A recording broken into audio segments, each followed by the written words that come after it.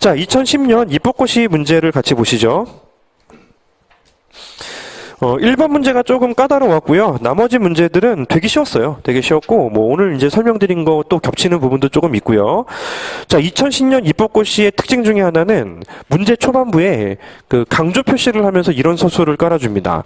답안을 작성할 때 서론, 본론, 결론으로 나눠서 쓰면은 감점 요인이 될 수 있다. 그러니 이를 감안하고 핵심만 논리적으로 간결하게 서술하시오. 라고 적혀 있었어요.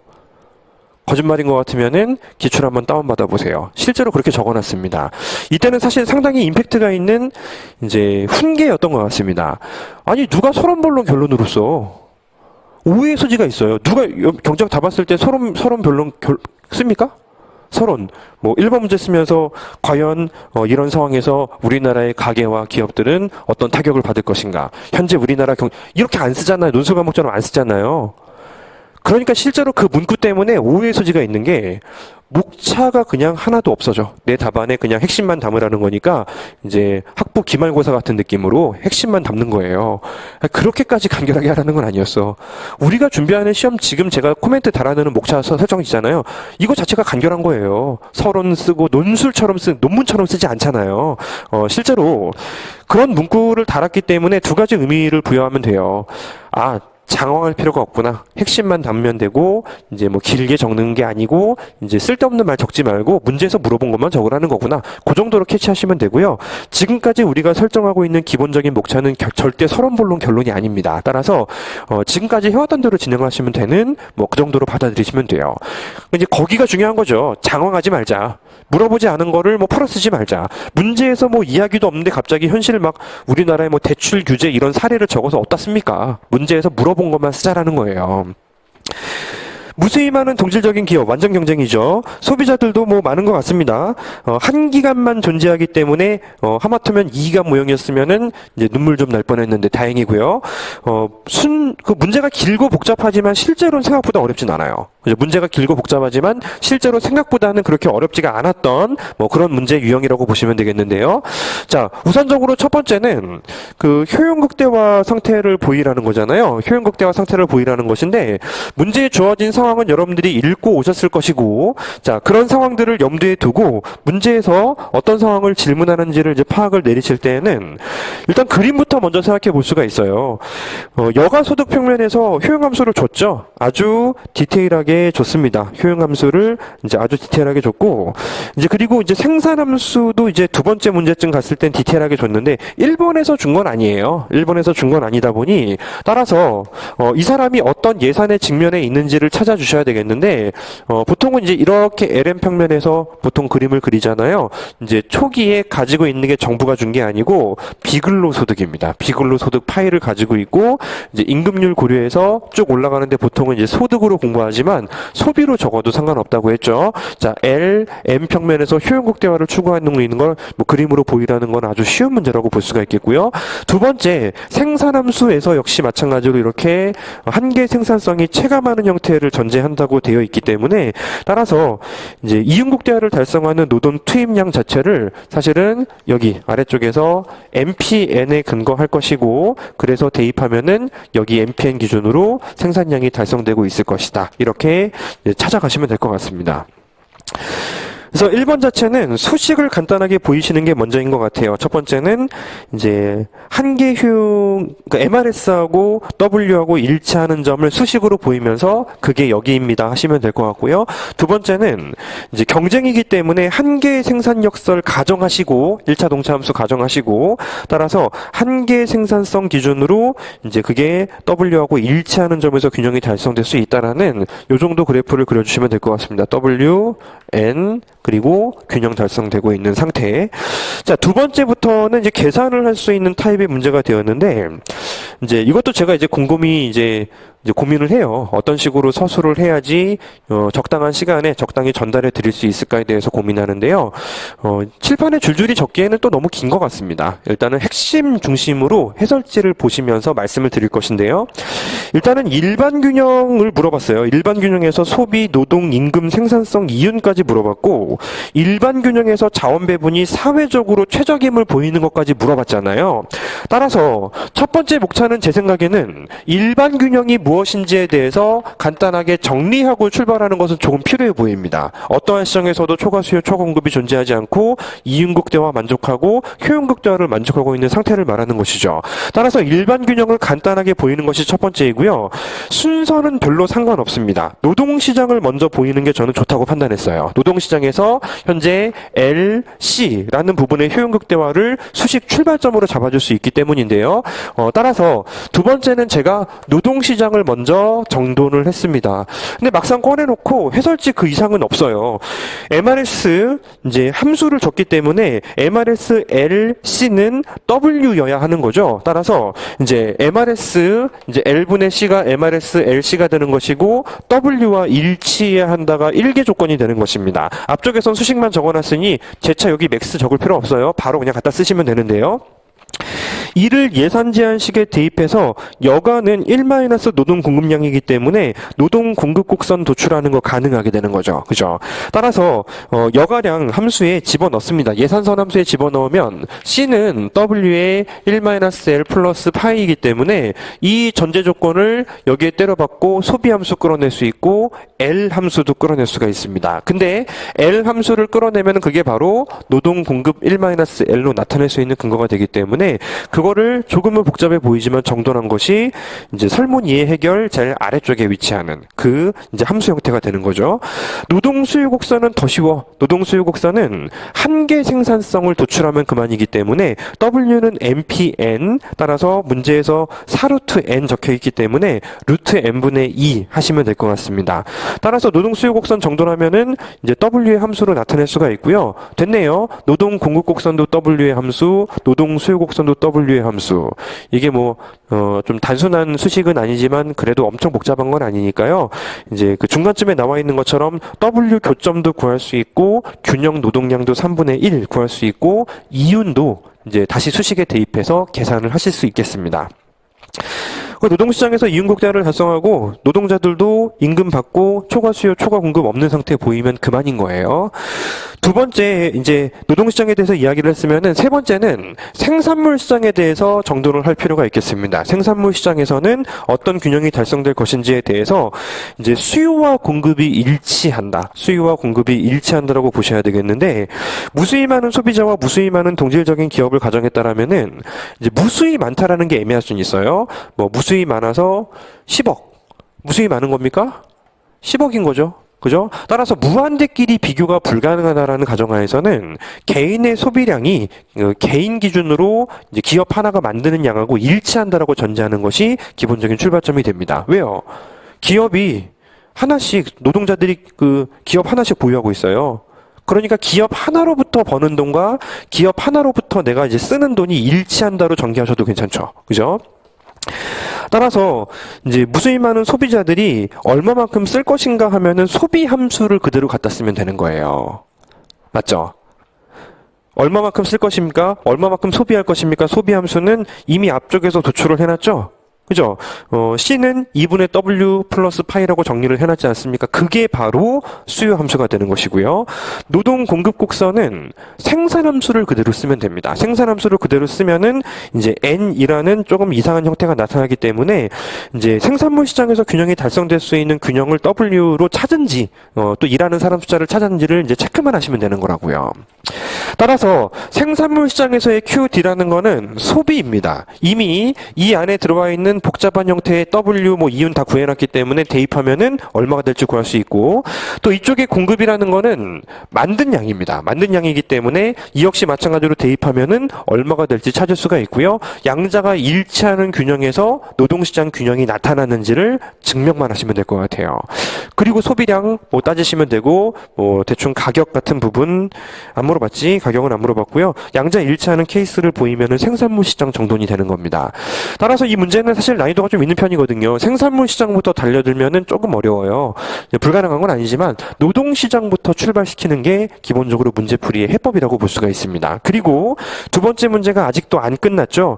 이제 자원 배분이 사회적으로 최적임을 보이라는 것인데 그 효율적, 파레토 효율성 조건이 만족되는지를 찾는 거잖아요. MRS, LC하고 MRT, LC가 일치하는지를 증명하면 됩니다. 주의할 점은 C하고 Y하고 같은 거예요. C하고 Y하고 다를 리가 없습니다. 만든 만큼 소비하는 것이기 때문에 그렇고요. 그래서 MRS, CL 구하는 건 쉽죠. 요거는 아까 L분의 C 나왔던가요? 함수 준 상태에서. 자, MRT 구하는 부분에 대해서 두 가지 방법 말씀드릴게요. 자, LC라고 했던 것 같은데? LC, 그지? MRS, LC, 이것도 LC라고 하면은 두 가지 방법이 있습니다. 이거는 C에 대해서 한계 생산성분에 이제 L에 대해서 한계 생산성을 도출하는 방법이 첫 번째 방법이에요. 그러면 이제 생산함수가 지금 현재 제시가 되어 있죠. 생산함수는 보세요. Y는 두 가지 방법 말씀드리는 거예요. Y는 그 4 루트 1-LC입니다. 자, 여기로부터 이 공식을 넣어서 대입하는 방식을 쓰기 위해서 제가 조금 사실 좀 변형을 시켜버렸어요. 이거 둘 사이의 관계를 나타내는 함수에서 MRT를 계산하라는 것 같은데 제곱을 했습니다. 양변을 제곱을 해버리면 더 쉬워지거든요. 16에 1-L 되고요. 이쪽은 C 제곱해도 상관없어요. 그죠? 그러면 MPC라는 것은 요거 이제 미분하면 되잖아요. EC, 편미분이니까. 자, 요거는 MRL이라는 것은 이거 미분하면 되는 거 아닙니까? 마이너스 딸려오는 거 아닙니다. 마이너스 16이 아니고 플러스 16이에요. 한쪽에 같이 몰려있다라는 가정하에서 한계의 생산성을 도출하면 되니까요. 그럼 여기 C에 앞쪽에 들어와 있던 함수를 꺼내시면 되죠. 그죠? 자, 두 번째 방식은 이렇게 하는 겁니다. 실제로 그냥 이대로 내버려 두고 문제를 푸는 거라고 생각해도 무방할 수가 있는데요. 좀 복잡해서 그래요. 자, 요거 MPC는 1입니다. 1. EC가 아니고 1이고요. 요거 미분해서 음수 붙인 거를 위에다 적는 게 두 번째 방법이에요. 그죠? 좀 복잡해 보이지만은 사실 형태는 똑같이 나오게 됩니다. 근데 그 방식을 말하는 것이 아니고 두 번째 방식은 이게 LC 평면에서 예상컨대 접선의 기울기를 의미하게 될 것이다. LY건 LC건 접선의 기울기니까 현재 주어져 있는 이 수식이 실제로 정돈이 되어 있다라면은 이렇게 하자는 거죠. 가로축으로 전미분하자. 그래서 한 MRT LC라는 것은 이거 아닙니까? MRT LC라는 것은 마이너스 DL분의 DC 말하는 거 아니에요? 이 평면에서? 맞잖아요. 이 방식으로 구하는 것입니다. 이 방식으로 구하면 여기 보시죠. C는 4 루트 1-L을 양변을 미분하면은 이제 DL분의 DC 나오고요. 요거 속미분, 겉미분 진행하시면 되죠. 따라서 전체 2분의 1씩이니까 2 곱하기 이제 루트 1-L분의 1 그리고 안에 거 미분하면은 마이너스 1 나오지 않습니까? 저 똑같아요. 실제로 이거 그 자체로 도출하는 거하고 똑같은데요. MRT를 계산하는 과정 자체가 실제로는 숙련도가 좀 낮기 때문에 일반화된 이 방식을 쓰는 것이 더 유리할 가능성도 높습니다. 따라서 이제 앞으로도 사실 여러 번 등장할 가능성이 높아요. 일반적으로 NY 하면은 오른쪽으로 뻗지만 LY 하면은 이렇게 형태가 나타나게 되는데요. 가로축 변수로 전미분하면은 반드시 접선의 기울기 함수가 등장한다. 이 방식을 쓰는 것도 굉장히 좋은 방식 중에 하나인 것 같습니다. 그래서 여기 이제 해설지 이 부분은 좀 체크해 주세요. 여기 이제 C를 집어넣을 때 제가 2를 빼먹은 것 같아요. 여기다 2, 이 부분 적으면은 이제 함수가 등장하게 되죠. 해설지에서. 그럼 이제 그 증명이 됩니다. MRS도 위에 있는 좌표를 넣었더니 2루트 3이 나왔고 MRT 역시 마찬가지로 2루트 3이 나왔다. 조금 복잡한 건 맞죠? 그죠?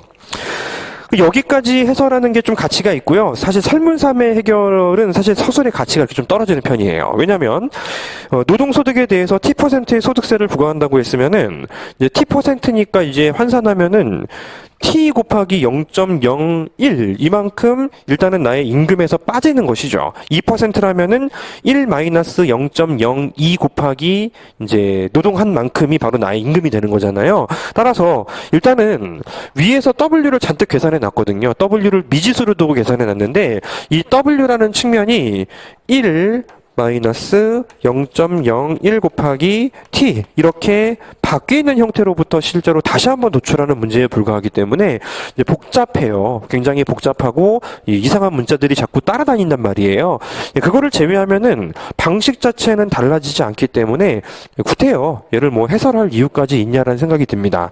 첫 번째 도출하는 과정에서 MRS를 구할 때에는 이제는 조세를 고려해야 되기 때문에 L분의 C라고 안 합니다. 주관적인 가치니까요. 1-0.01 곱하기 t라고 이제 인지를 하게 될 것이고, 그래서 노동 수요 곡선 다시 도출할 수 있는데 관찰력이 좀 있으신 분들은 왼쪽에서 2라고 적혀 있는 부분에 마이너스 0.01 곱하기 이제 t가 포함됐을 뿐이다 정도로 좀 확인하실 수 있을 거예요. 과정은 똑같다는 거죠. 마찬가지로 이 들어와 있는 변수들을 기준으로 다시 한번 쭉 정돈을 하라는 것인데, 이게 좀 곤란한 게 뭐냐면 이제 수식이 정돈이 안 돼요. 수식이 정돈이 안 되고 이렇게 됩니다. 원래 이제 앞쪽에서 도출하는 과정에서는 상수로 정돈은 됐었는데요.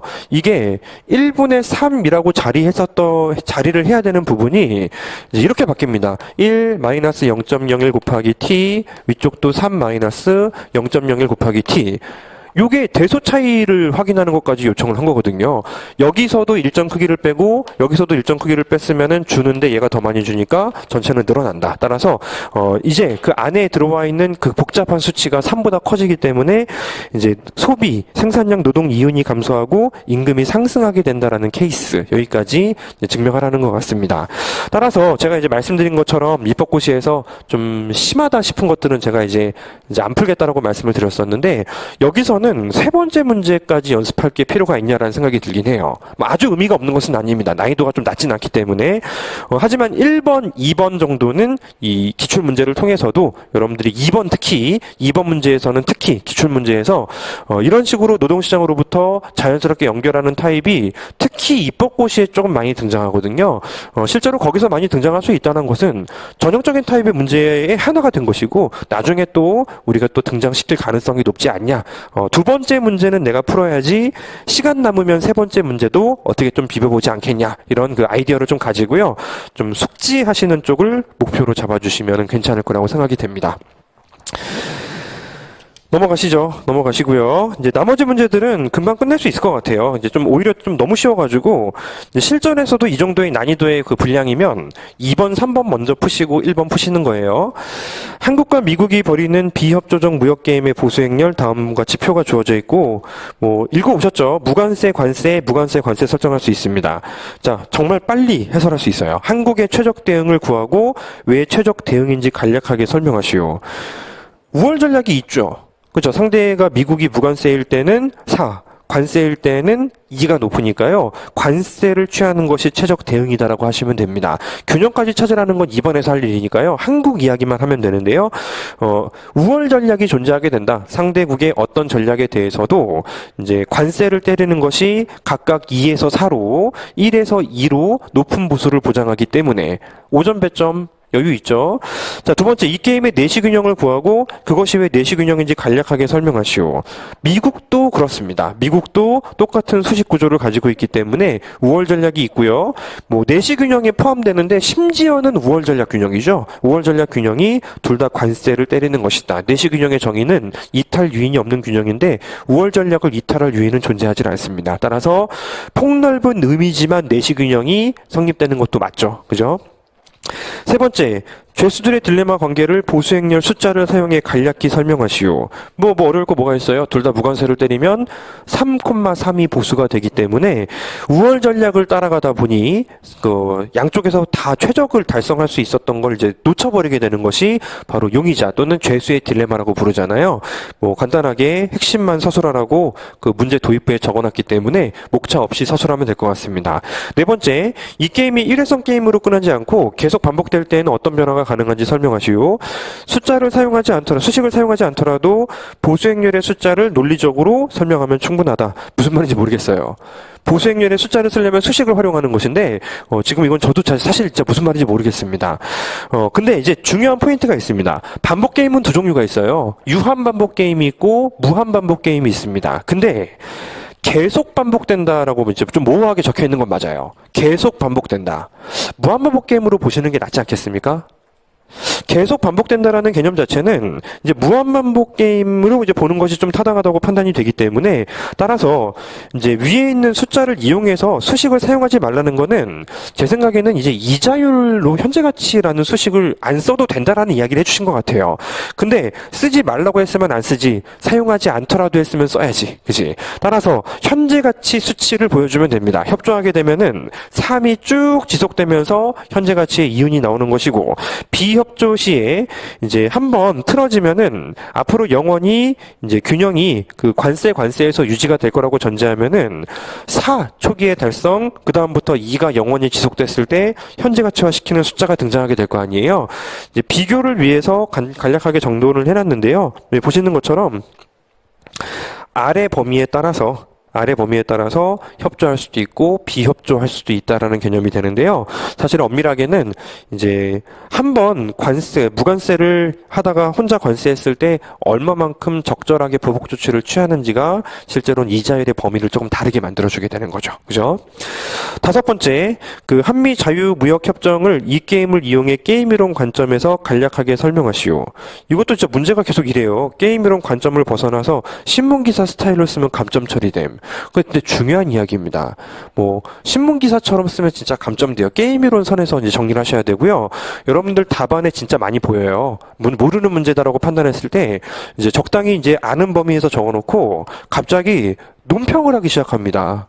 여러분들 얼굴을 흑백으로 붙여야 될 것 같은 글을 쓰기 시작해요. 그러니까 아무리 길게 적어도 점수로 연결되지 않는다. 무슨 느낌인지 아시겠죠? 모르면 남기고 넘어가요. 다른 문제 더 열심히 쓰고, 이제 내가 모르면 남들도 모르니까 그것 때문에 떨어지지 않아요. 운이 좋아서 조상님이 갑자기 또 강림하셔가지고 모르는 문제가 떠오르면야 뭐 정말 대박이겠지만은 내가 진짜 모르겠는 건 남들도 몰라요.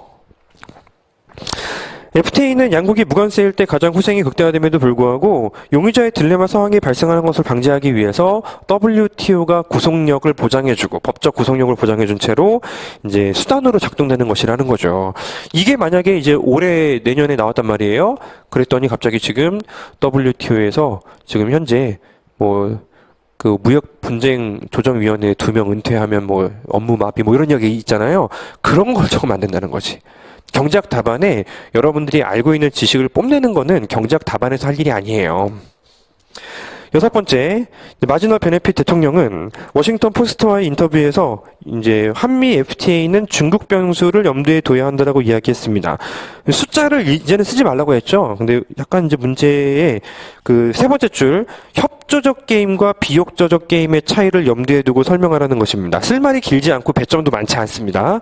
FTA는 경기자 간의 상호 의사소통 협상력이 굉장히 중요한데 중국 있으니까 너네들이 알아서 우리에게 유리한 전략을 제시해 주어야 할 것이다라는 걸 이야기하기 위해서 조금 더 선점하기 위해 따라서 이제 이런 발언을 한 것이다라고 보는 거죠. 따라서 문제가 좀 어렵다면 좀 어려운 느낌이 들 수도 있는데요. 실제로는 이 문제 초반부에 적혀 있는 아까 말씀드린 거 있죠. 헛소리 하지 말고 핵심만 담아라 라는 부분이 실제로 이 문제에서 조금 더 강하게 좀 가미되면 될 것 같습니다. 쓸데없는 말로 답안양 불려서 채점 힘들게 하지 말고 간략하게 같이 좋게 갑시다라고 먼저 적어놨기 때문에 더더욱 두 번째 문제를 좀 염두에 둔 게 아닌가라는 생각도 들기도 합니다. 자, 세 번째 문제는 이미 몇 번이나 풀어봤던 문제 타입 중에 하나죠. 자, 1번 리먼 브라더스 파산 직후 국제금융시장은 가장 심각한 위기 국면에 있었습니다. 금융시장의 충격을 생산 이자율 물가에 미치는 효과를 분석하는데요. 전통적인 ISLM, ADAS를 쓰라고 했기 때문에 BP를 그릴 수가 없습니다. 따라서 경제 주체들이 경기 침체에 빠질 때 전형적으로 어떻게 움직이는지 다들 아시잖아요. 자, ISLM 수식 적는 거 좋아요. 모형의 설정은 필요하기 때문이죠. 그리고 또 이제 그 ADAS에 대해서도 그냥 간단히 우상향하는 정도로 보이시면 충분하지 않을까 싶습니다. 그리고 나서 어쨌든 모형을 잘 정돈해서 현재 상태를 균형으로 보여줬으면 그 다음부터 사례 문제를 푸는 것이죠. 이때 사례의 해석이라는 단계가 곡선 하나를 움직이거나 뭐 두 개를 움직이거나 하잖아요. 그리고 곡선이 움직이면은 우리가 이제 움직인 곡선들에 의해서 분석을 하는 스텝을 밟지 않습니까? 이 문제는 사례를 딱히 되게 모호하게 던져줬기 때문에 이제 콕 집어서 하나의 사례를 준 것이 아닙니다. 여기가 배점이 커져요. 따라서 재정정책이나 통화정책이면 이거는 배점이 들어가지도 않아요. 뭐 해봐야 1점, LM 오른쪽으로 옮겼으면 통화정책 잘했어 하고 1점. 근데 이 문제는 어쨌든 이 경제에서 이제 파산, 우리나라 주식 반토막 났다는 사실 배경 지식 알아야 되고요. 그리고 세계 불황이라는 사실도 알아야 되고요. 미래에 대해서 제대로 돌아올지 그렇지 않을지에 대한 불확실성이 심화되어 있는 사실도 알아야 되는 것이고요. 따라서 일단은 첫 번째 주인공인 이제 IS 곡선, 두 번째 주인공인 LN 곡선이 움직일 수 있습니까라고 이야기를 할 때 제가 보통 소비 이론과 투자 이론이 총알이라고 말씀을 드리잖아요. 그리고 화폐 수요 이론도 사실은 이제 총알이 될 수 있는 개념이기도 합니다. 출발 단계에서 잡아줄 수 있기 때문이죠. 자, 경기 불황이면은 보통 IS 곡선과 LN 곡선이 IS가 점점 왼쪽으로 가면서 가팔라집니다. LN 곡선은 왼쪽으로 가면서 점점 더 완만해지다가 잘못하면 유동성 함정에 빠질 수도 있다라고 말씀을 드렸잖아요. 어쨌든 이렇게까지 가는 게 아니더라도 둘 다 왼쪽으로 간다를 보여야지만 AD의 좌측 이동을 보이면서 실제로 문제를 조금 더 이제 원활하게 풀 수 있는 타입이란 말이에요. 여기 이제 소비 있죠. 소비. 충분히 움직일 수 있죠. 리먼 브러더스 파산 때 주식이 반토막이 났어요. 그리고 바로 회복이 되지 않았습니다. 따라서 주가가 떨어지면은 어떤 모양 떠올라요? 배점 봐. 배점이 15점이기 때문에 무슨 모형 하나하나를 길게 정돈할 수는 없어요. 쓰기만 하는 거예요. 생애 주기 가설을 고려하면은 주가 하락이 소비를 줄이죠. 그죠? 그리고 투자도 줄이죠. 투자도 이제 주가 하락이면은 토빙 Q 이론을 꺼내면은 주가 하락으로 투자도 줄일 수가 있죠. 그 다음에 경제의 불확실성의 증대도 있지 않습니까? 따라서 이제 랜덤워크 예비적 저축 가서 소비 줄일 수 있죠. 그 다음에 투자 옵션 모형으로도 소비 줄일 수 있죠. 이런 그 총알들을 모조리 꺼내서 IS의 좌측 이동을 보이라는 것입니다. LM 곡선 역시 마찬가지로 두 가지로 할 수가 있죠. 보통은 LM을 직관적으로 판단할 때에는 둘 다 움직여요. 화폐 공급 곡선 어떻게 돼요? 화폐 공급 곡선. 사실 화폐 수요 곡선 건드리는 게 먼저예요. 화폐 수요가 늘어나게 됩니다. 경제 불확실성이 팽배하면 화폐 수요는 많아지게 되어 있어요. 부도 가능성이 있기 때문에 뱅크런이라는 현상까지 발생하지 않더라도 그 방향이 실제로 액션이 취해질 수 있을 것이고, 경제가 움직이는 게 화폐 수요를 증대시킨다는 거는 여기에서는 CR의 증대이지 않습니까? 똑같은 얘기예요. 똑같은 얘기고, 그래서 통화 승수가 떨어지지 않습니까? 따라서 화폐 공급이 줄어들잖아요. LM도 좌측으로 이동할 수가 있게 되는 것입니다. 보통은 통상적으로 LM보다는 IS가 조금 더 멀리 이동한다고 했는데 그 정도 급까지 정리하라는 것은 아니고요. 따라서 교점 기준으로 너무 멀리 보냈네. AD 곡선이 현재 지금 왼쪽으로 이동한다라는 걸 보일 수 있다라는 거죠. 물론 장기적으로는 돌아오겠죠. 돌아오겠는데요.